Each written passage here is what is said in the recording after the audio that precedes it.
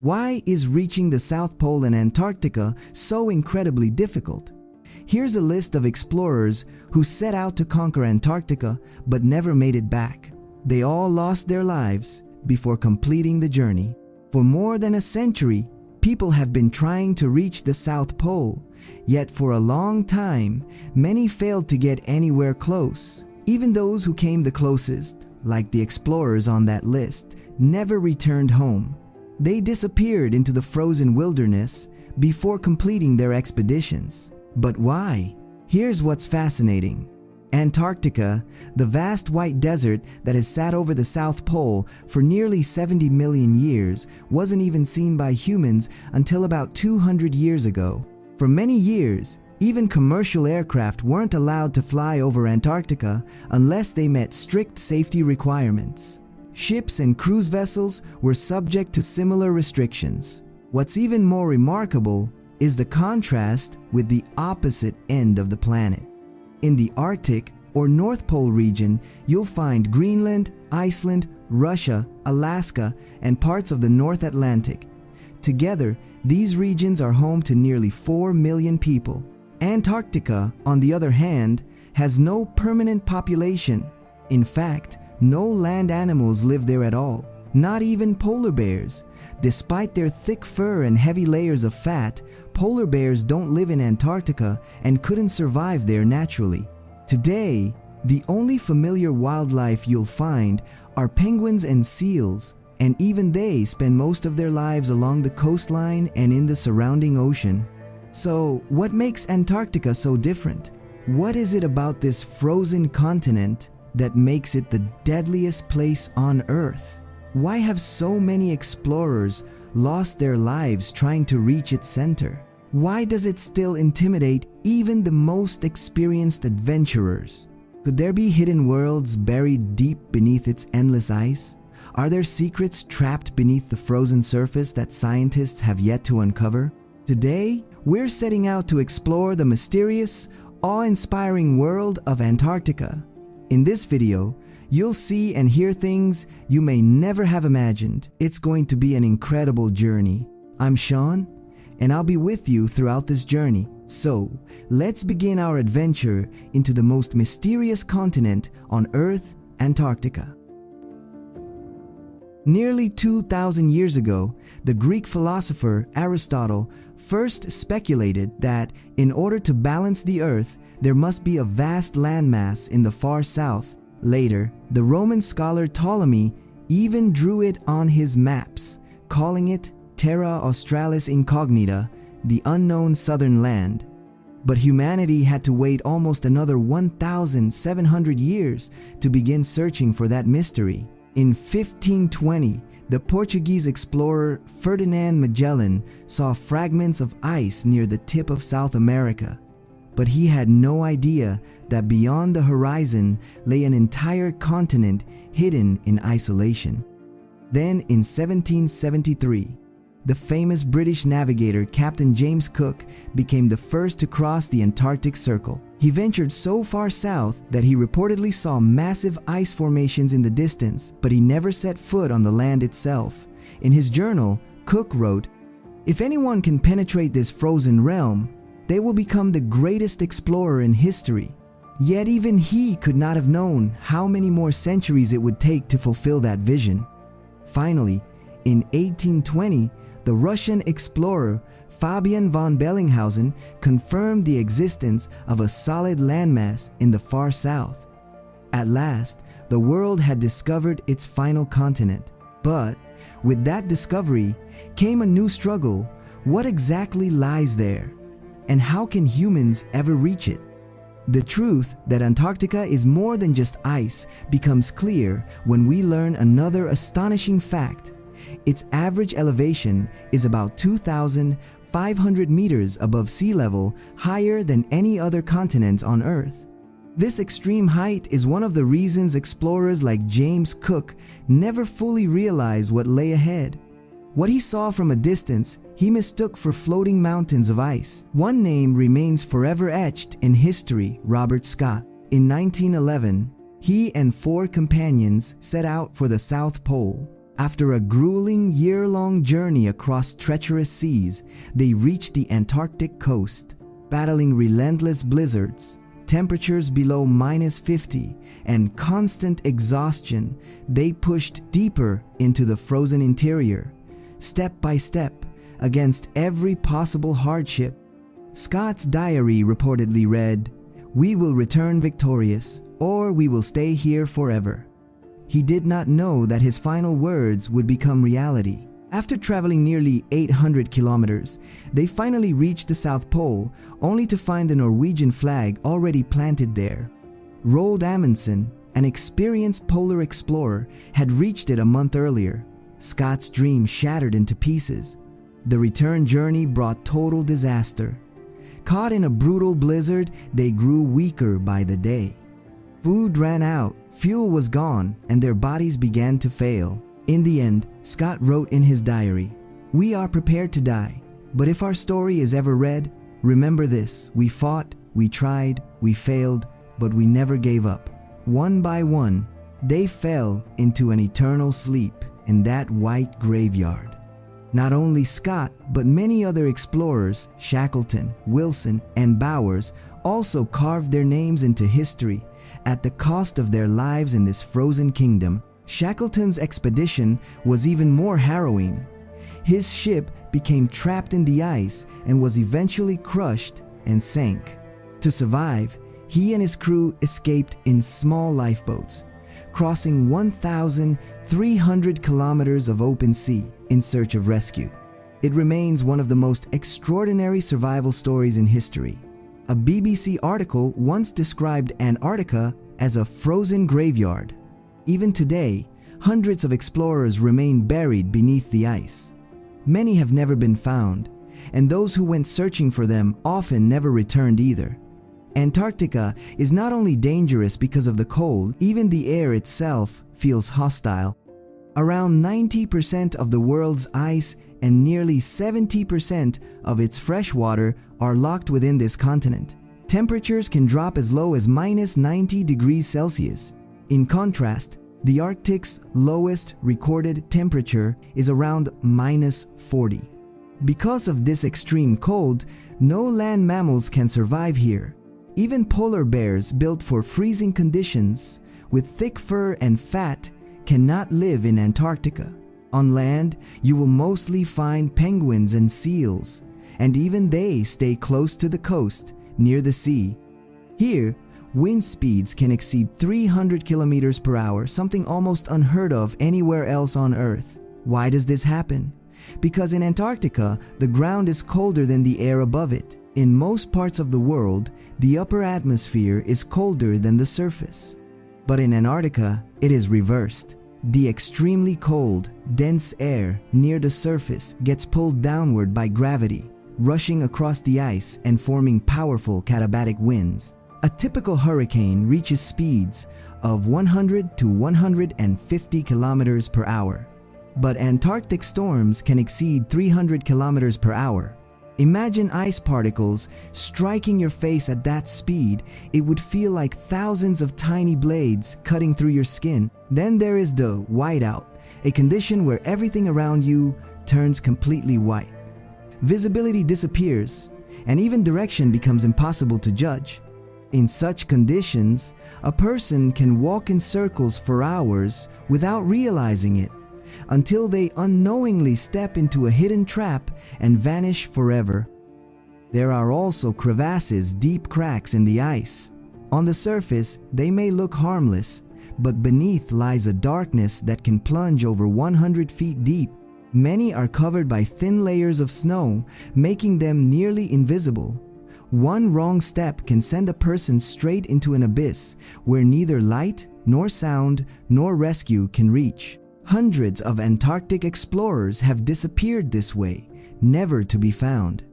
Because of these conditions, commercial airplanes do not fly over Antarctica.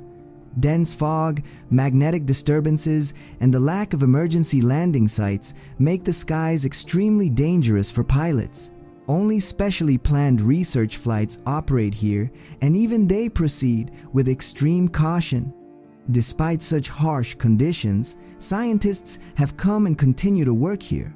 The McMurdo Station in the United States is the largest city in Antarctica. During summer, around 1,200 people live and work there. In winter, the number drops to about 150. The station includes a hospital, supermarket, gym, church, and even a 9-hole golf course built entirely on ice. Scientists conduct research here, but life is far from comfortable. In winter, temperatures drop to minus 80 degrees Celsius, and winds can reach 200 kilometers per hour. The entire station can become buried under snow. Every day, workers must dig out doors and windows just to keep the base functional. Food is delivered only once a year by ship, supplying enough rations for the entire year. The warehouses are so large they resemble massive granaries, storing enough supplies to feed everyone for months. Electricity is generated using diesel fuel. In 1962, the United States installed a nuclear power plant here. But extreme cold caused structural damage and radioactive leakage began. It was shut down just 10 years later. Today, the entire station runs on diesel generators, consuming nearly 2 million gallons of fuel per year. Internet access here is extremely limited. Only a few hours a day of satellite connection are available, mainly for sending and receiving emails.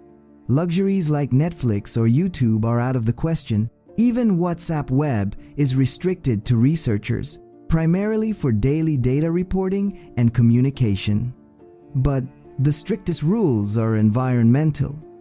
Antarctica's ecosystem is incredibly fragile.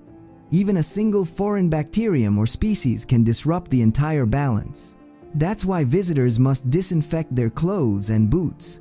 Littering is strictly forbidden, and in some cases, even bodily waste is carefully controlled and removed rather than left behind on the ice. Yes, literally, nothing is allowed to contaminate the ground. But why endure such extreme conditions? Because Antarctica is an invaluable treasure for science. The ice here holds records of Earth's climate stretching back 800,000 years. Scientists study it to understand how ice is melting, how sea levels are rising, and how our planet's future is changing. Every summer, around 150 billion tons of ice melt and flow into the ocean. If this trend continues, sea levels could rise by at least 1 meter within the next century. That would mean the flooding of coastal cities like the Maldives, Venice. Researchers also study how penguins, seals, and microscopic algae survive in such extreme conditions. These organisms produce special enzymes that remain active even at minus 50 degrees Celsius. Scientists hope to use these biological adaptations to develop new medicines and technologies. One of the most fascinating fields of research here is astronomy. Antarctica's sky is so dry and clear that even the faintest signals from space can be detected. Using telescopes at the South Pole, scientists study dark matter, dark energy, and black holes. In fact, one of the key observatories involved in capturing the first ever image of a black hole in 2019 was linked to this research network. Imagine this: we are sitting here trying to decode the origins of the universe, while also uncovering clues about the possible destruction of our own planet. But the ice of Antarctica holds more than just climate history. Beneath the permafrost lies something far more alarming: ancient viruses and bacteria preserved for thousands of years. Scientists often refer to them as zombie viruses. In 2014, a 30,000-year-old virus called pithovirus was discovered in Siberia. In 2023, a 48,500-year-old Pandora virus was found. So far, these viruses have only affected amoebas. But if a human-infecting pathogen were ever released, it could trigger a global disaster. In 2024, a shocking report emerged claiming that beneath Antarctica lies an estimated 511 billion barrels of oil, potentially the second largest reserve in the world after the Middle East. This raises an obvious question. Why don't global energy powers rush in to exploit it? The answer lies in the Antarctic Treaty of 1959 and the Environmental Protocol of 1991, which strictly prohibit such activity. No mining, drilling, military bases, or territorial claims are allowed. Only peaceful scientific research is permitted. This agreement has been signed by 54 countries. Under it, Antarctica is recognized as a natural reserve dedicated to peace and science. Any nation violating these terms could face international legal consequences. But this is not just a political decision, it is a matter of survival. If Antarctica's ice continues to melt, sea levels could rise so dramatically that nearly half of the world's coastal population could be displaced. New York, London, and many other cities are at risk. Already, outbreaks of avian flu among foreign bird species in the South Shetland Islands have caused the deaths of hundreds of penguins and seals. Antarctica's ecosystem is so fragile that even a single virus can disrupt the entire biological chain. This is why even tourists are required to follow extremely strict regulations. Visitors are only allowed to access coastal regions and are not permitted to travel inland. Every movement is monitored, and upon returning to research stations, they must undergo strict decontamination procedures. Another astonishing feature of Antarctica is its day-night cycle. Because of its position at the Earth's pole, the continent experiences 6 months of continuous daylight, followed by 6 months of complete darkness. During summer, from November to March, the sun never sets. Scientists use this period for intensive research, exploration, and discovery. But in winter, from April to October, the continent falls into total darkness.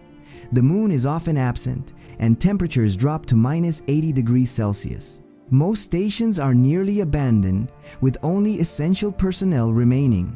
Yet, even in this darkness, there is breathtaking beauty, the Southern Lights, or Aurora Australis. Waves of green, pink, and purple lights sweep across the sky like nature's own celestial display, drawing visitors and researchers alike. Antarctica today still stands above human civilization.